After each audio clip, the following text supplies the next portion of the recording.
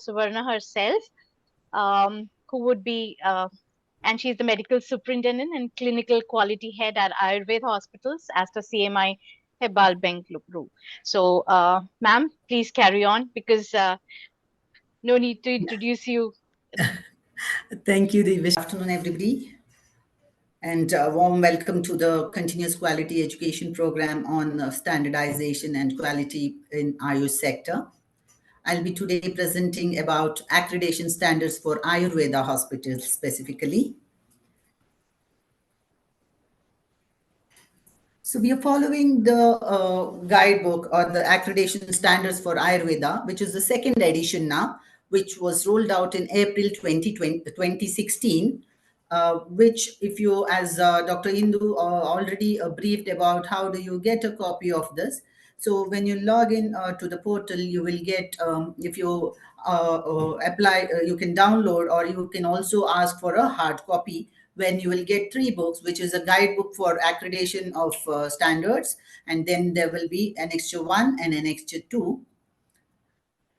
This will include 10 chapters, 98 standards, and 590 objective elements.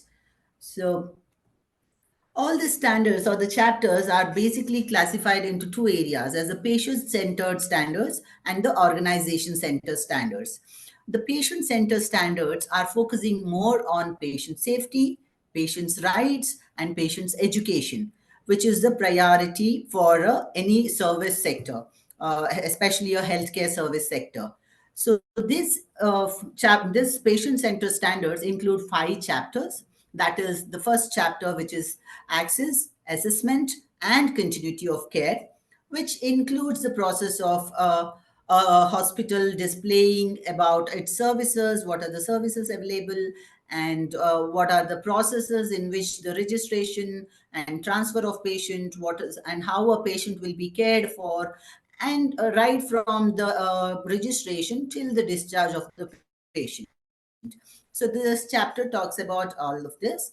The next chapter is about the care of patient, where a particular care for the patient across the departments in a uniform manner is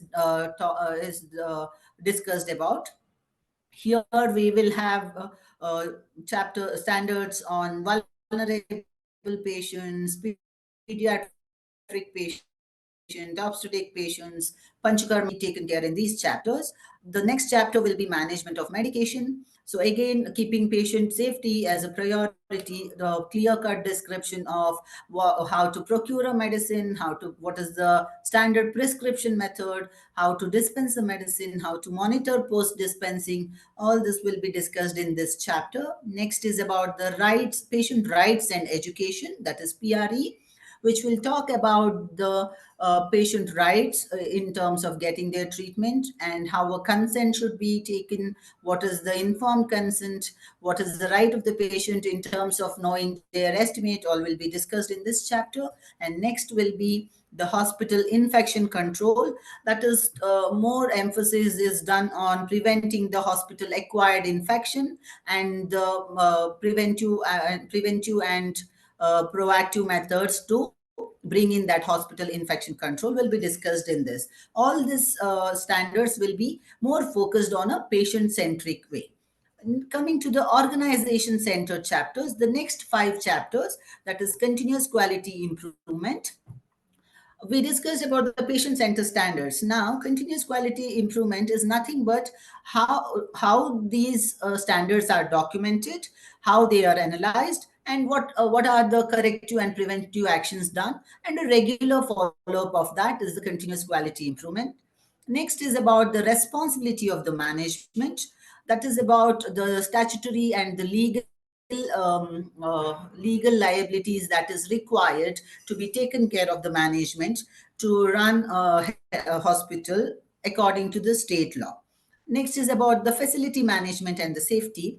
This is focusing more on the structural safety as well as the safety in terms of fire safety and in terms of all the mock drills that are required to be ready for emergencies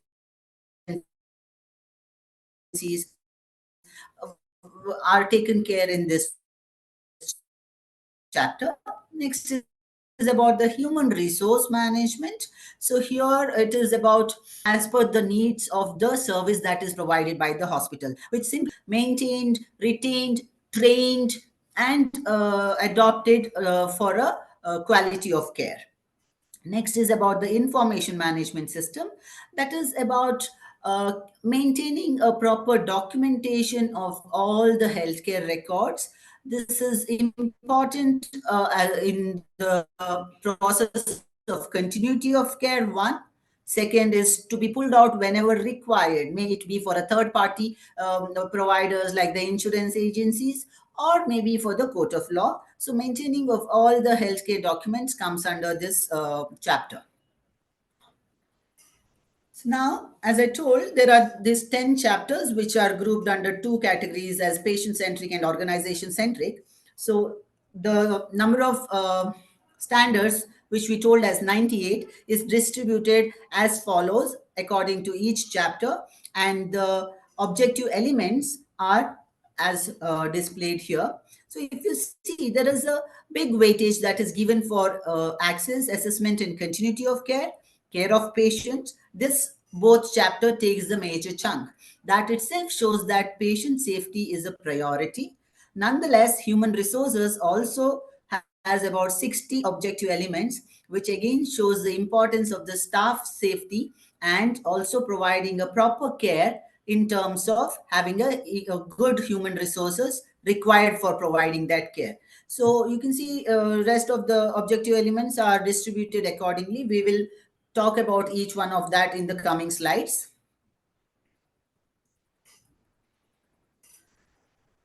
Now that we have seen, there is a guidebook and there are these chapters which talk about patient safety and the organization safety. The major question, most of the time, what we hear from most of the HCOs is, how do we go about the accreditation process? How do we even start? We know that there are certain policies and procedures to be done, but how do we even start? Where does the beginning? How to take the first steps? So there is an implementation pyramid to solve or provide a solution to this. It starts with a commitment taken by the top management.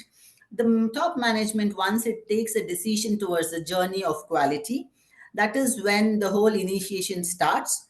And then there comes the importance of education. You can see the pyramid from down up. So points are distributed among left and right side, starting with the left side. So the second step would be in educating the management and the staff.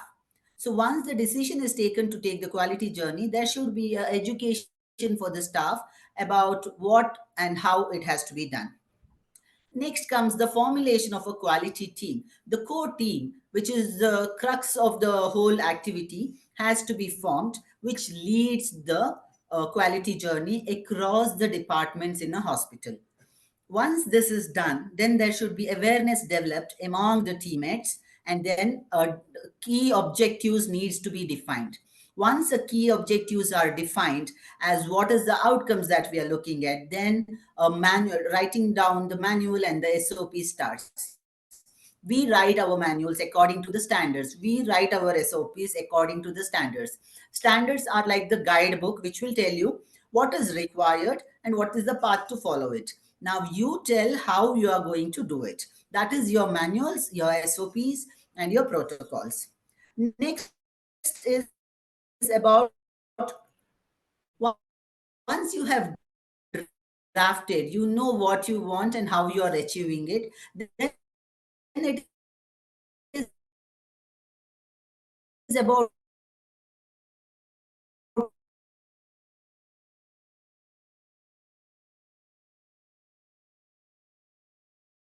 training the whole team, because quality is never a one man army. Quality across the departments or staff. Next, coming to the eighth point, have a process laid down first and then implements all the activities. Next, criteria and standards. Have your formats to document, have your standards, how you're documenting. Once you have done the proper documentation, there needs an analysis, which can happen through the point 11, which is management review of the QMS. QMS is the quality management system, which is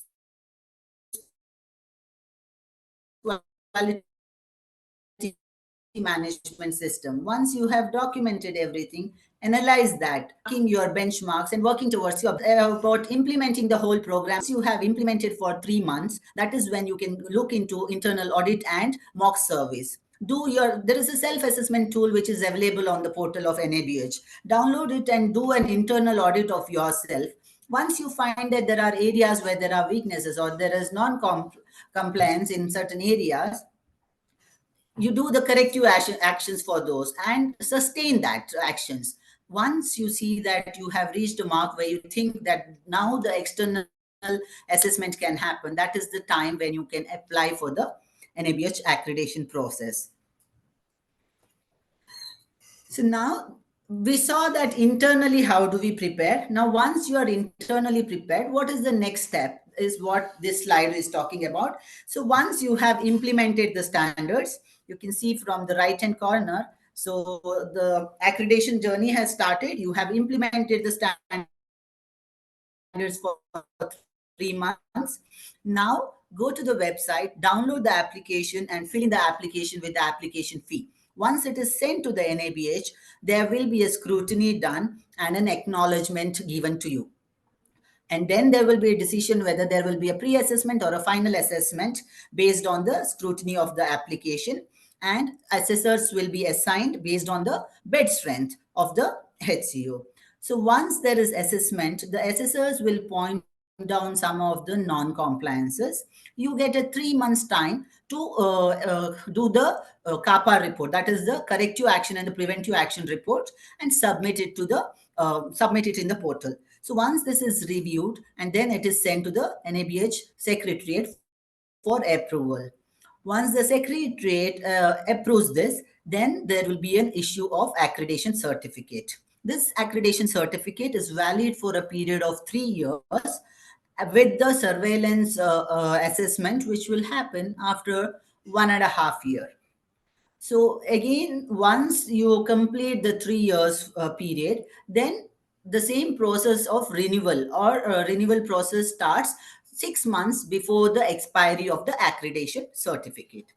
So this is the whole cyclical process of NABH accreditation, right from preparing at the institutional end to the application process and the assessment and then the certification. So now coming to each chapter in particular, I will not talk about in detail what are the standards and the elements, but I'll give you a brief of what is the intent of each chapter and how can we go about it. So the first chapter is access, assessment, and continuity of care. So this chapter overall, this picture depicts the whole process that is jotted down. So if we see, there are about 14 standards which are mentioned in this chapter. So the first one would be about displaying our scope of services. First, we need to know that what are our scope of services, what are the areas we are going to cater, or what are the services that we are going to provide, and these services need to be properly displayed. Also, the services that we are not providing needs to be properly displayed. This is to uphold the patient's rights to know that what are the services that we are providing,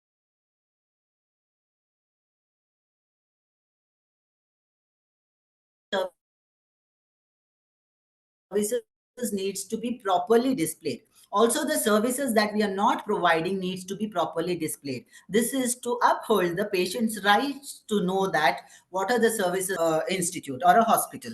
You can see the second picture is a way to transfer the patients in or in case of emergencies. There should be a proper provision for that, and there should be a protocol for that. Then it is if you see the fourth picture, it is about proper assessment. You can see the pulse being assessed. That is the initial assessment of the patient has to be done according to the protocol. Then it is about the reassessments, which is done at a periodical intervals. Then about the lab services. Also, once you have the lab services, there needs to be a standardization of the process of the lab. That is about the next element or the next standard. And then about the imaging services that can be provided, and also about the standardization of the imaging processes, and then about the continuity of the care across the departments, across all the areas in the hospital, needs to be drafted as a policy and maintained uniformly across all the departments. then about the discharge process across all the departments, ending with the discharge summary provided to the patient. So the AAC chapter includes all these processes in a nutshell. So these are the 14 standards that talk about all these areas that we spoke about. Next is about the care of patients. The care of patients basically talks about the uniform care across all the settings, like in the OPD, in the wards, in different category of wards, in the operation theaters or in the Panchakarma theaters. Across the hospital, there should be uniformity of care. Also, the policy and procedures talk about emergency services, ambulance services, and cardiopulmonary resuscitation. It also talks about the vulnerable patient, obstetrical patient, pediatric care, about the parasurgical procedures like Shalya procedures. Also talks about the Panchakarma treatments, and also about the research activity and the patients under restraint. The standards also talk about pain management, the nutrition, that is the Poshana Karma, and the rehabilitative services that are provided. Now, I'm sure most of the HCOs, many a times we get a query that we don't have all these services. Is it a mandate to have all these services to apply for an ABH? No, this is not a mandate. These are the areas which it should cover, provided you provide services in those areas. If you don't have the services in these areas, you can always seek exclusion in the areas where you're not providing service. So these are the 18 standards that is coming under the COP in different areas as we discussed in the previous slide. Next is management of medication. Management of medication includes aims at safe and organized medication process, which includes procuring of the medicine, storage of the medicine, including sound alike, look alike, high risk medicines, their prescription, how it has to be dispensing, and monitoring of the patient post that. It also includes about documentation and analysis of the medication error, adverse events, and also about the drugs that are toxic and narcotic. So these are the areas that the management of medicine or the MOM covers. It has 10 standards. Next is about the patient's rights and education. The organization should define the rights and responsibility of a patient. This is in view of upholding the patient's safety. Before any treatment or before any procedures, there should be a proper consent, general consent and an informed consent that is obtained with the clear description provided to the patient.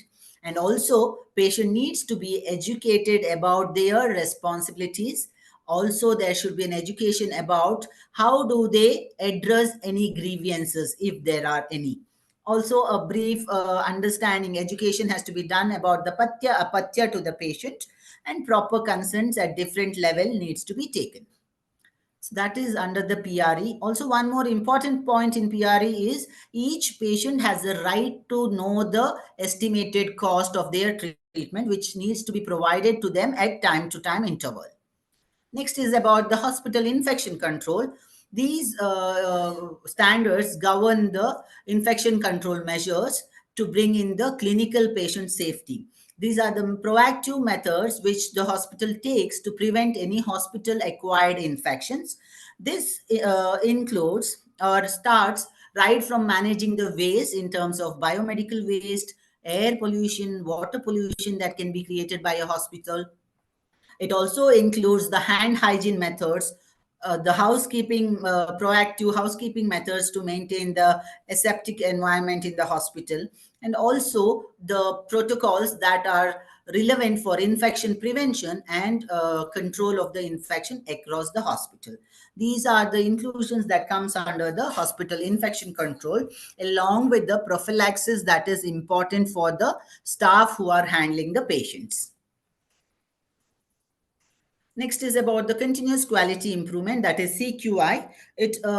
This standard talks about, as I told you, it is the collection of data on structured process and outcomes, especially in the areas of high risk situation. These collected data needs to be collated, analyzed, and used for further improvement. That is where it is continuous quality improvement. So improvement should be sustainable. That should be continued to function like that.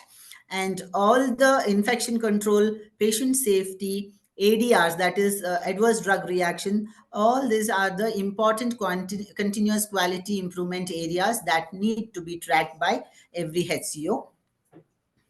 There are about 8 standards coming under that. Next is about the responsibility of the management.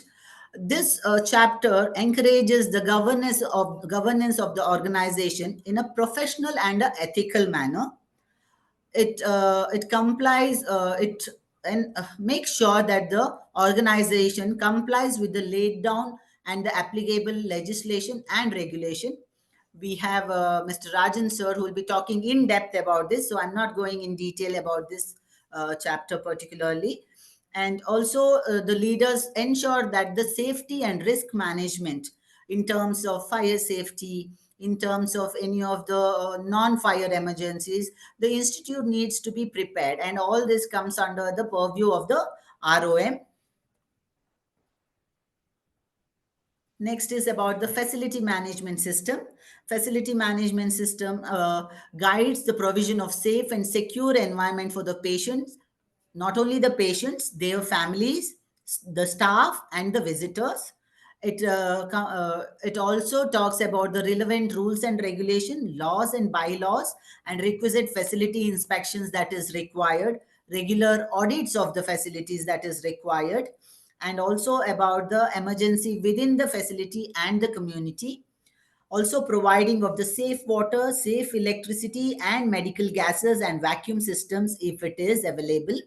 Also maintenance of the clinical and the supportive service equipments that is required is discussed in this chapter. Next is about the HRM, or the human resource management. Human resource management is concerned with the proper acquiring, providing for their need, retaining them, and training them in terms of maintaining the competence is required, is discussed in detail in this chapter. And also a proper planning, recruiting, and socialization of the new employees. Training protocol and developmental protocols need to be planned year on an annual basis. Employees need to be given proper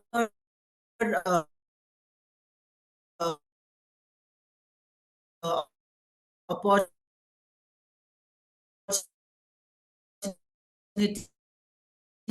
to advance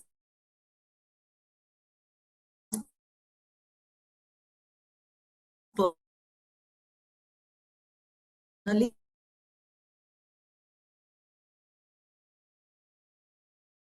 and professionally,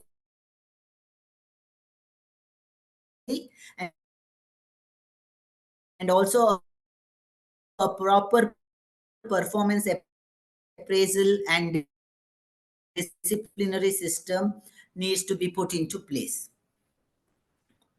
Next is about the goal is to ensure that and provided in an authenticated, as I mentioned previously also, about required. This can be procured for a third level, but it should have a standard protocol that is followed.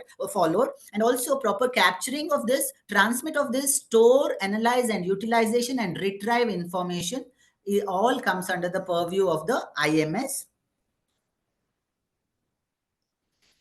So these are the 10 chapters in detail. Other than these 10 chapters, the most important and the priority thing that has to be done is the KPIs. As we told in CQI chapter, KPIs are the key performance indicators,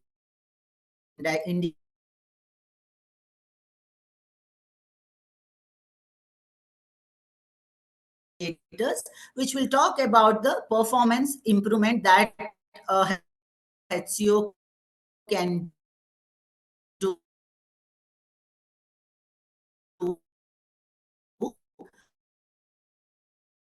month month on